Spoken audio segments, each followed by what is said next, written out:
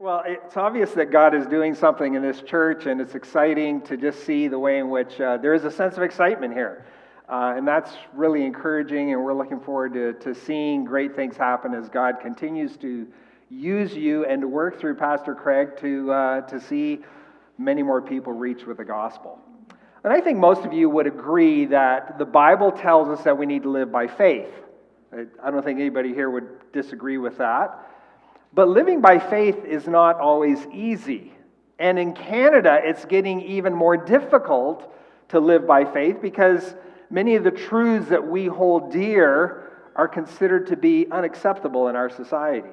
Even our own government is saying some of the things that the Bible teaches are considered hate speech. We should not accept those as statements that people can use to defend what they believe. And there are some Christians that under the pressure just walk away from the faith. They call themselves Christians, but they say they don't even believe in God, and some even high-profile names of people that you may have heard of. And the question is, why is it that this would happen? Why is it that somebody would maybe even grow up in the church and then decide, no, I don't want to believe it anymore? Well, I think the reason is they have lost sight of the reality of who God is and what He's promised. And so this morning, I want to challenge you to refocus your faith on the unseen truths that God has promised to us. And I want to take you to a passage in the Bible known as the faith chapter. And right off the bat, some of you know, oh yeah, Hebrews chapter 11. It's considered the faith chapter because we have this repeated statement. By faith, Abraham did this. By faith, Noah did this. By faith, all these people that lived by faith. And in doing that, they demonstrated their faith. And I want to help you to see the unseen and to go to an unusual passage in Hebrews chapter 11. I would encourage you to turn in your Bibles to that passage, Hebrews chapter 11. While you're turning, I want to tell you the story of Florence Chadwick. Stephen Moorfield, in his book Always Longing, tells us the story of Florence Chadwick, and he writes, Florence Chadwick shivered as she jumped into the freezing waters of the Pacific Ocean. Her goal was to be the first woman to swim across the 21 miles of shark-infested waters that separated Catalina Island and mainland California. That's by Los Angeles. And some of you are wondering, well, how far is that? Well, it's about the same as swimming across Lake Ontario. You know, we have many people that have swum across Lake Ontario, and it's a big deal. The difference here is they have sharks. Slight difference, but it is a problem. Moorfield continues. On the day of the swim, the weather turned nasty. The currents grew in strength, and several large sharks were spotted nearby. Even so, Chadwick decided to go through with the swim. After a strong start, she found herself swimming through a thick and blinding fog at the 15-hour mark, making it hard for her to see the support boats surrounding her. In fear, Chadwick pleaded with her mother, who was in the nearby boat, to call the swim off. Her mother encouraged her to keep going, telling her that she was almost there. But the anxiety, exhaustion, and discouragement were too great. Chadwick quit swimming and was pulled aboard. As she dried off, the fog lifted. She realized she had been within a half a mile of her destination. At the press conference that followed, she explained, "If I could have seen the land, I know I could have made it. If I could have seen the land, I know I could have made it." So often as Christians, we are tempted to give up because we go through this life, this journey of faith, and we face the struggle of believing and acting by faith, and we lose sight of the land that we're heading towards. And sometimes we need to get a new vision, a new grasp of what that promise is, what that vision is of what God has given to us. And today I want to improve your vision of the land that God has promised to us, the direction that we're going, this journey that we're heading towards. And I want to help you to see what Abraham saw. And we're going to look at the story of Abraham.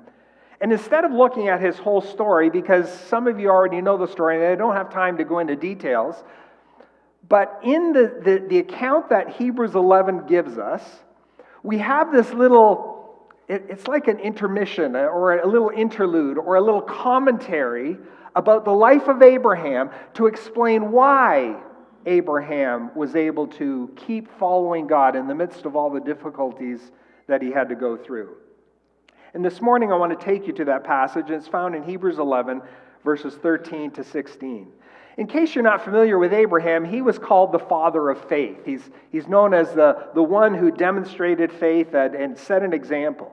And God told him to leave his land, leave his family, to go to a country, and God said, I'm not going to tell you where you're going, you just need to follow me. And he follows God, and he takes him to a place he's never been before. And God makes an unbelievable promise that through Abraham and his descendants, God would create a nation. That nation would be a blessing to the whole world. But Abraham was an old man, and he hadn't seen a son yet. And it wasn't until he was 100 years old and his wife was 90 that they had a miracle child, Isaac. And if you remember the story, as Isaac was a young man, God told Abraham to sacrifice his son, which was an unbelievable thing for God to say, because this was the answer to the promise. This was how the promise was going to be fulfilled. And you know how God prevented him from killing him because it was a test for Abraham. The question is, what is it that kept Abraham trusting God through all the unknowns and difficulties that he faced? Well, we find the answer in Hebrews chapter 11 in this commentary that we find in the middle. And it was something that we don't find in the early story that Moses wrote back in Genesis. It isn't until the author of Hebrews writes it that we see it. And these words help us understand how we can keep moving forward, and even when the future is unknown. Because these verses are not just a history lesson. They're intended for us to see what Abraham saw. They're intended for us to be strengthened in our faith and to have our focus on the promise rather than on the problems that are swimming around us. As you read through the chapter, you find that the people who are choosing to live by faith, and I define faith as taking God at His word and putting it into practice. That's my favorite definition of faith. Taking God at His word and putting it into practice. When you read the chapter, it's like, God said this, and what did they have to do? They had to do what He said. And in each case, it wasn't that people sat back and said, yeah, I believe. No, in each case, they did something about what they believed in. God said it, they believed it, and they put it into practice. And if God says it, I can believe it, and I need to act upon it. You know, the old saying is, God said it, I believe it, that's good enough for me. Well, you need to take it a step farther. If God said it and you believe it, then you're going to do something about it. You're not just going to say, yeah, I believe it intellectually. No, I believe it enough that I'm actually going to act upon it. I'm going to focus on verses 13 to 16, but Abraham's story actually begins in verse 8, where we read that Abraham obeys God by leaving his homeland and living as a foreigner in the land of promise. Now, when you get to verse 10, you get this first summary statement to explain why Abraham obeyed God. Notice what verse 10 says. For, talking about Abraham, he was looking forward to the city with foundations, whose architect and builder is God. Now, notice the wording here. Abraham was looking forward to the city, not just any city, a specific city that God had, that God had promised with solid foundations. It's a solid city with foundations whose architect and builder was God. A place that he had not yet seen in his lifetime, but a place that God had promised to him by faith. And then verses 11 and 12, we get some more history. Sarah miraculously having a baby, resulting in a nation, fulfilling the promise that was made to Abraham. And then we get to verses 13 to 18, where we have this commentary written by the author of Hebrews, whom we don't really know who it was. Beginning at verse 13, all these people were still living by faith when they died. They did not receive the things promised. They only saw them and welcomed them from a distance, admitting that they were foreigners and strangers. on earth. People who say such things show that they're looking for a country not of their own. If they had been thinking of the country they had left, they would have had opportunity to return. Instead, they were longing for a better country, a heavenly one. Therefore, God is not ashamed to be called their God, for he has prepared a city for them. Now, these verses are packed with a lot of concepts, and it's easy for us to, in reading through Hebrews 11, to think about the stories of the people, and we come to this commentary and we sort of skim through it. Yeah, God did some amazing things, and they were trusting that, and then we move on. But we don't take the time too often to really slow down and really think about what is actually being said. So this morning, I want to stop and to slow down to help you to think about what is actually being said here so that you and I can be gripped by it. Because remember how this chapter begins? Look at Hebrews chapter 11, verse 1. Now, faith is the confidence in what we hope for, the assurance about what we do not see. This sense of confidence, this being sure of what we hope, being certain of what we do not see.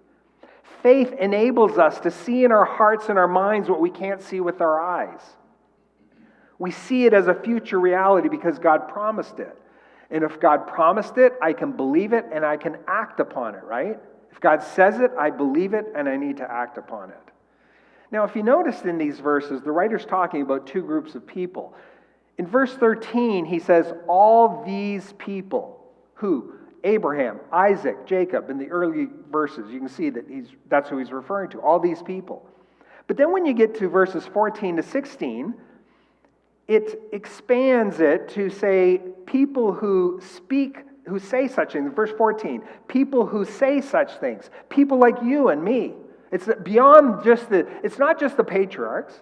It's you and I also are included here. And here's a summary of what I want you to see in these verses this morning. Verse 13 shows us that faith creates a tension. Living by faith is not easy. We live in this tension, and it forces us to live in this tension that we didn't have before choosing to live by faith. And then in verses 14 and 16, the author of Hebrews is going to indicate how faith actually shapes our desires, changes what we long for, and it sets our desires aright. Let's start by looking at the tension of verse 13. Notice in verse 13, there are four phrases that describe the tension that faith creates. First of all, they all died. Isn't that interesting? You live by faith and they all died. All of these people are listed as great men and women of faith, people whom God chose to make incredible promises to, and in spite of their privileged position, they all died. But notice what the writer of Hebrew says, they died confidently. They died in faith. They didn't just die, they died in faith, still living by faith, even in their final days. So the second thing that we notice about the tension is that they died without receiving what was promised. Do you realize that God never intended this life as we know it to give you what your heart really longs for? You see, you look around in our world and it's like, you need to get all you can because this is what, your life is short. So if you don't live it to the fullest, you're going to miss out on something. If you don't do these things, if you don't fulfill these dreams, you're going to miss out because life is going to be over. That's not the way God talks. God isn't interested in everything happening in this life. And you and I are promised eternal life, but guess what? We're not home yet, right? But if you read in this chapter, you realize these people didn't care about having a bucket list. Did you notice that? You don't need do you realize you really don't need a bucket list? Now, there's nothing wrong. If you've got one, no offense. I'm not trying to downplay that. But there are some things that I'm saving for the future, like skydiving is one of them. You don't need to feel like this is all there is to life and I have to do everything I can or else I'm going to miss out. That's a wrong perspective. Life is far more than the 70, 80, 90, or 100 years that we have to live in this life. You don't have to worry about getting it all now. You don't have to worry about seeing the world now because the new heavens and the new earth are going to be far better than anything you can imagine right now. So don't worry about missing out on something if you're living by faith. So faith creates this tension. They all died. They died without receiving what was promised. And then notice the third tension in verse 13.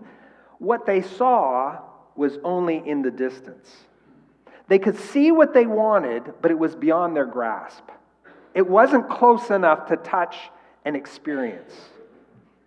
But do you realize that right now, as you're sitting here, you see better than any one of these people listed in this chapter? Do you realize that? Why is that? Because you and I are living on this side of the cross. You and I have seen the fulfillment, the beginning of the fulfillment of what Abraham was promised, because Jesus has come. Because Jesus, we know far more. And in fact, I would argue, and I think we can this is easily defensible, you and I know better than even the disciples in this, because we have the whole Scripture. They didn't have what we have. They didn't have the revelation that we have in Scripture today. They didn't walk around with a pocket New Testament being able to look up the promises. They had the Old Testament, that's it. So you and I have far better understanding of what we have in the future to look forward to in the future. What excuse are you using? We don't have an excuse. We have the truth. The question is, what are we doing about it? Jesus said in Matthew 13, verse 17, "For truly I tell you, many prophets and righteous people long to see what you see, but did not see it, and to hear what you hear, but did not see it."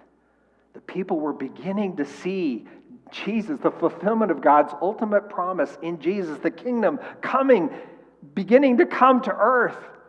And they were far better, they had far more revelation than the Old Testament, and they refused to understand it. We have a far clearer picture, because Jesus has come, and he's promised to take us home. But it's still in the distance, right? It's still out there. We know it. We at those times we believe it and we know it, but it's not here yet. We're longing for it.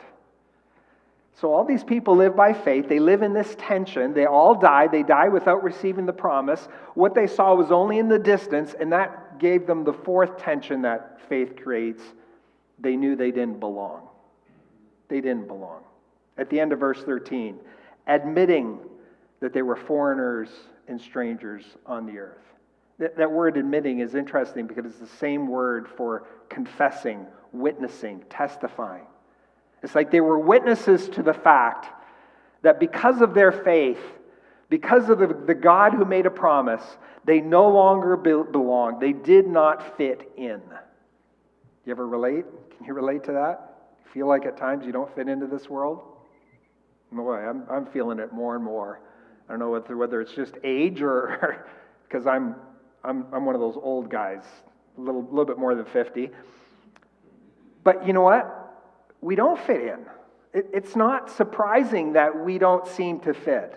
This is hard for some people to accept, especially when you live in our society, which has created this culture of fitting in. There's this pressure to conform.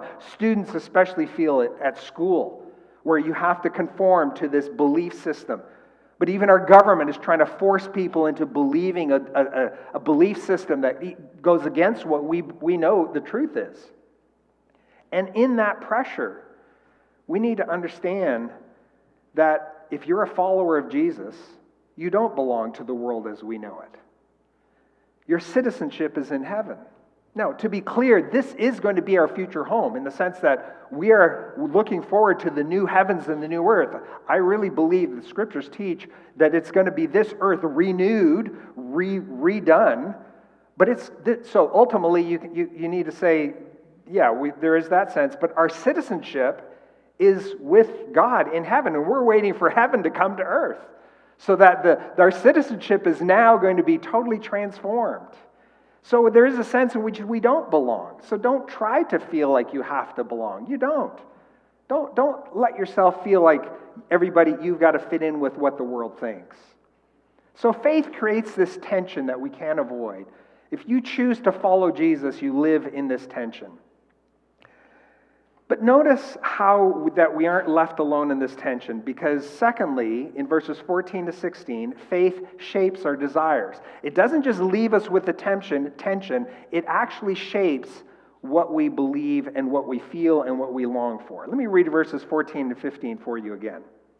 People who say such things show that they are looking for a country of their own.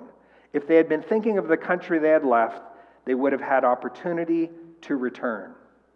So notice in verses 14 and 15 that faith keeps us looking forward. It keeps us looking forward. Verse 14, people who say such things are looking for a country of their own. Looking, that word looking is not just seeing with your eyes. It implies a desire to have something or experience it. You know, we use the phrase when we say, man, I'm really looking forward to summer. Right? And these days, I just noticed it's raining outside again. We're really looking for it. It doesn't mean we're trying to see it. No, in our hearts, we're longing for it. We want that. We're longing for those nice warm days where, we can sit out in our shorts and just enjoy the weather. That's the kind of thing he's talking about here. It's something that we're longing for in our hearts, for Christmas, for, people long for a new child, a new job. It's essentially what your heart is seeking. And it's not just a one-time event. It's not like oh yeah, I felt one day that I was really looking forward to something. No, this is like the passion that you sense in your heart on a regular basis. It was their habitual focus. It was the inclination. Their faith had set their heart on wanting something more than what they were seeing in this present world. Similar to what Paul says in Colossians chapter 3, verses 1 to 4. Since then you have been raised with Christ. Set your hearts on things above, where Christ is, seated at the right hand of God. Set your minds on things above, not on earthly things. For you died, and your life is now hidden with Christ in God. And when Christ, who is your life, appears, then you also will appear with him in glory. Is your heart set on that? Choose to set your heart on that. Choose to put aside those things that are drawing your heart away from God, and to say those things aren't going to last. When life is over, they're going to be gone with the rubbish of the rest of the world. Set your heart on things above. It's the same idea that you find in Hebrews. Now notice what he says next in verse 16. Instead, they were longing for a better country, a heavenly one. Therefore, God is not ashamed to be called their God, for he has prepared a city for them. So faith not only keeps us looking forward, it keeps us longing for our homeland. It sets our heart on being in God's country. Now, some of you are saying, yeah, God's country, that's out west, or that's out east, or that's, it's like, no. We talk, the world talks about, oh, that's God's country, without having any idea what they're talking about. Because God's country that Abraham was looking forward to is far better than anything they could possibly imagine on earth. They were looking forward to something special. What is it, this longing that he's talking about, this longing for something more? He's using a word, even in verse 16 here, he's using a word that means more than just feeling homesick. It's like this, like a feeling like, oh, I'd rather be somewhere else. It implies I'm wanting it so bad, I'm reaching for it. I'm setting the course of my life in that direction. See, these verses are talking about changing your whole heart direction and longing in life and what you strive for in the direction set based on the promises of God. And he says, when you're doing that, it implies that you put aside anything that hinders you from moving in that direction. Or you avoid doing things that prevent you from moving in that direction, from believing that. That's how faith shapes our desires. I believe I want it. And it's like Jesus talks about the man who found the treasure in the field and he sold everything he had to get the treasure. And it's like here, for Abraham, it was like he recognized that everything else he had in life he could put aside because of the treasure that God had, because of the promise that God made. And what is this homeland that we're looking forward to? Notice in the verse, there are four ways in which he describes this homeland.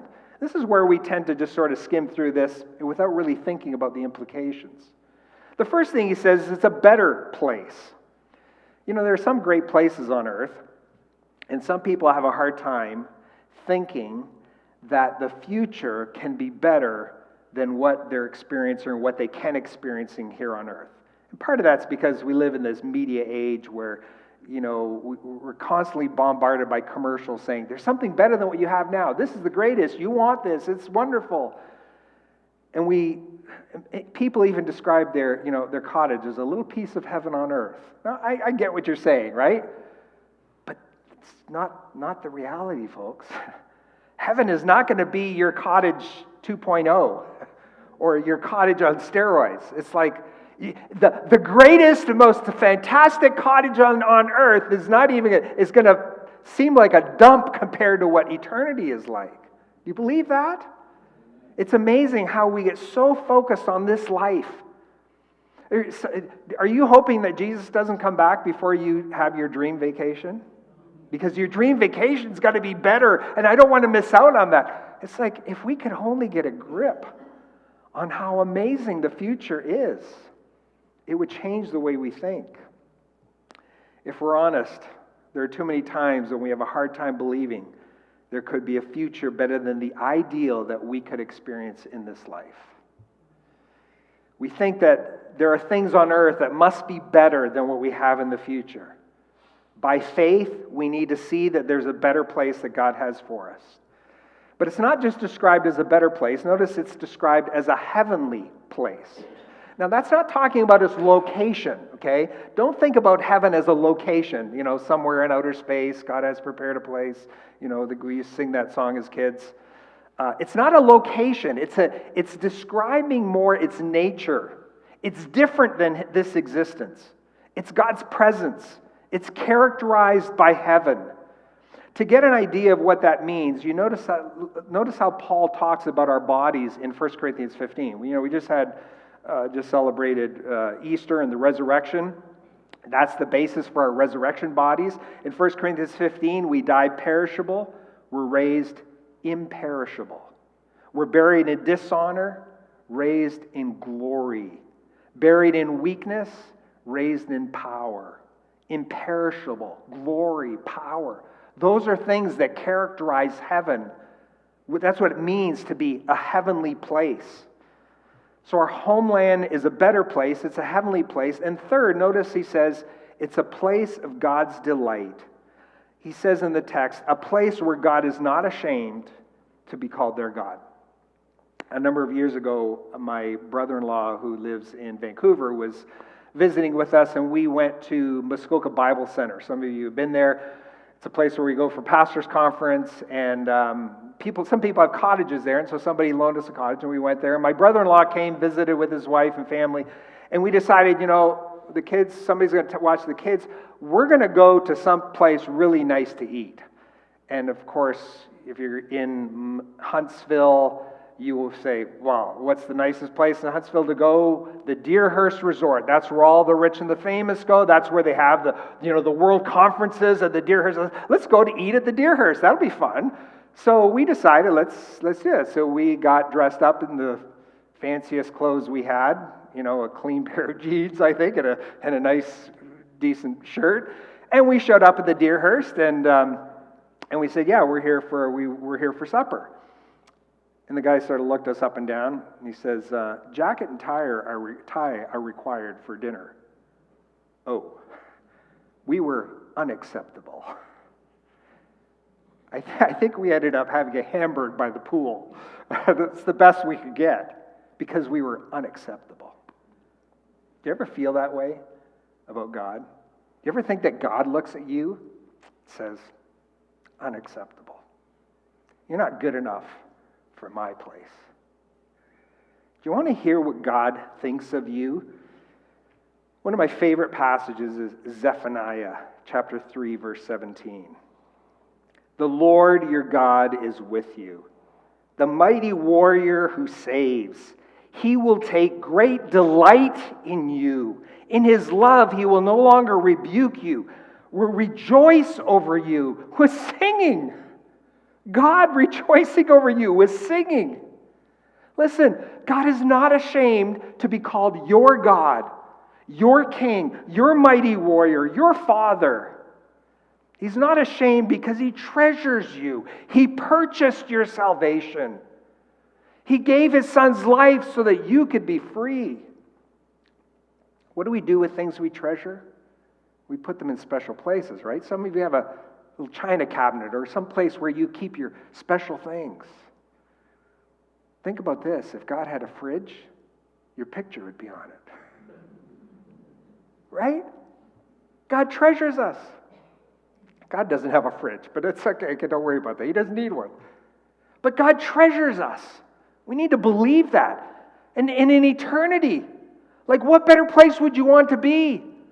Would you rather be living in just some ritzy place where you've got this big house and you sort of, what's life all about? Or would you rather be in a place where you know the Father has given you life and He treasures you and He loves you and He does that right now for you? So when we think about the future, it's going to be a better place, far better than anything we imagine. It's going to be a heavenly place, different from this existence. It's going to be a place of God's delight. But notice, fourthly, he describes it as a divine city. It's a city. Now, we naturally have a hard time relating to this idea because in our world, cities are noisy, dizzy, busy, congested, and dirty. I grew up in Sao Paulo in my first 15 years of my life, and I'll tell you, you talk about at one point it was probably the second or third largest city in the world. It was bad. I mean, like we lived in sort of on the edge, but we had to go downtown to get our mail, and you go there, and it's like dusty. And I have a brother that has permanent lung damage because of the pollution, because he went back there as a missionary. But I mean, we don't like big cities. Now, I think of a big city as a cool place to visit, but I don't want to live there, right? It's like you want to go visit some cool place like Paris or London or whatever, but to live there, no, it's not that nice. So we have a hard time with this. But in this day, back in Bible times, the city was the place you wanted to be because it was in the city that you were safe from invading armies. It was the city where you would have places of commerce, where you could buy and sell. You could buy things you couldn't find out in the country. There was sources of water. There were shops to shop at. There was culture. There was employment. There was entertainment. The city was a wonderful place. And if you think of Israel, the city of Jerusalem was the place where all the big festivals were held. That's where everybody wanted to be during the Passover season, during the Feast of Tabernacles, during the time when the big festivals, and that was the great, exciting place to be.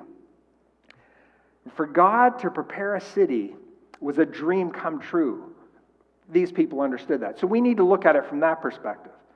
For God to have the perfect city where you were safe and everything was provided for was exactly what you wanted.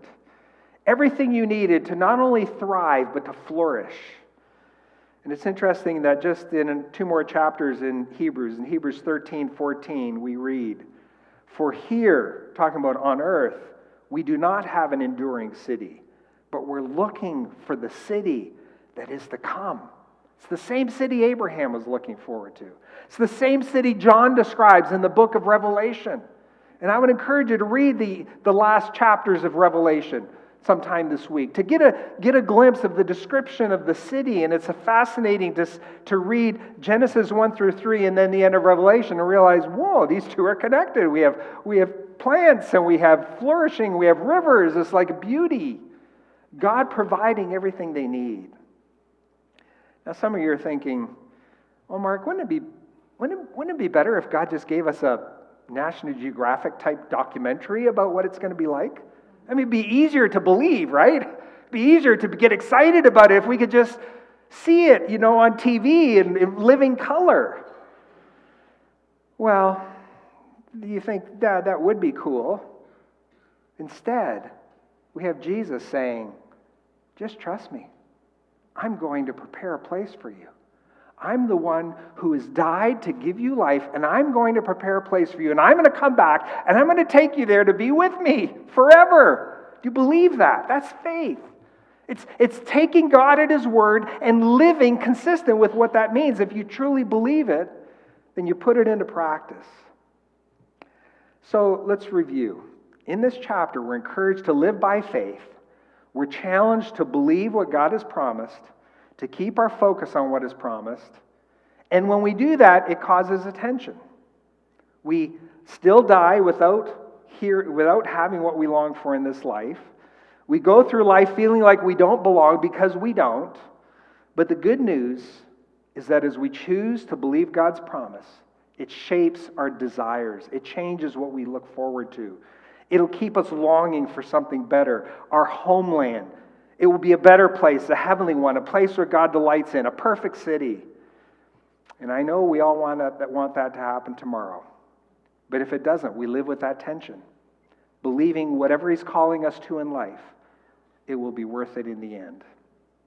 Because by faith, we see the future fulfillment of the promise. I began by telling you the story of Florence Chadwick. Let me tell you the rest of her story. Florence Chadwick was devastated by failing to make the swim to California from Catalina Island. But she decided to try again 2 months later. Just like the first time, the fog set in and she was afraid, but she made it. What made the difference? She told reporters that this time she kept a mental image of the California shoreline in her mind the entire time. She forced herself to remember her destination, her finish line, her hope. Not only did she finish this time and faster than the last attempt, but she enjoyed the swim so much she repeated it twice through her lifetime. In the next chapter of Hebrews, in Hebrews chapter 12, verses 1 and 2, the writer tells us what we need to do to keep focused on our destination. Let us run with perseverance the race marked out for us, fixing our eyes on Jesus, the pioneer and perfecter of faith. For the joy set before Him, isn't that interesting? He had a finish line. He had a goal. He had a destination he was looking for. For the joy that was set before Him, He endured the cross, scorning its shame, and sat down at the right hand of the throne of God. Even Jesus was motivated to endure by keeping his focus on the future the Father prepared for him. It's easy to get discouraged when we're following the Lord and serving God. And for those of us that are getting older, it's easy to feel like, wow, I've done enough in my life. I can sit back and check out for now. I'm finished. I'm shutting down. Don't do that. Do you realize that Abraham's most significant years were in his later years in life? And we're all at different stages. I have a 97-year-old father that I'm helping, and my 95-year-old mother. I'm moving to London next week. I see my dad, and he's struggling. And every time I see him, he says two things. He says, "Don't get old, it's no fun." And then he says, "But the best is yet to come." And if the best is yet to come, even if you're weak, even if you're struggling, even if you're tired, and some of you may be tired and may probably need a vacation, but what you need more than a vacation is a new vision of what God has for you. A new sense of the coastline that we're heading towards. So that in the midst of the struggles and the waves and the sharks, whatever it is, we say, you know what? I'm going to press on because there's a glorious future waiting for me, and I want what God has promised. So let these truths shape your heart. Let these truths drive your longings for something better. Let them determine how you spend your time, your gifts, and your energy. Let them motivate you to share your resources because there's an amazing future God has planned for those who follow Christ. And if God calls you as a church to go in areas that you have never gone before, challenges, scary things, trust Him. Follow Him. It's worth it. Because He's calling us to follow Him like Abraham into a land where we didn't know where we were going. But as you do that, you know that you have the confidence that the promises of God are going to take you. It's not going to be easy. It's going to be difficult. I can guarantee you. It will be. There are challenges. You can't get around that in this sinful, fallen world. But do it anyways. Because the journey we must travel until the end comes may be difficult. This ministry you serve in could be challenging. But like Christ, We know there is a future to look forward to, but by faith, we need to see the destination. So take God at His word, believe what He said, and put it into practice. Let's pray.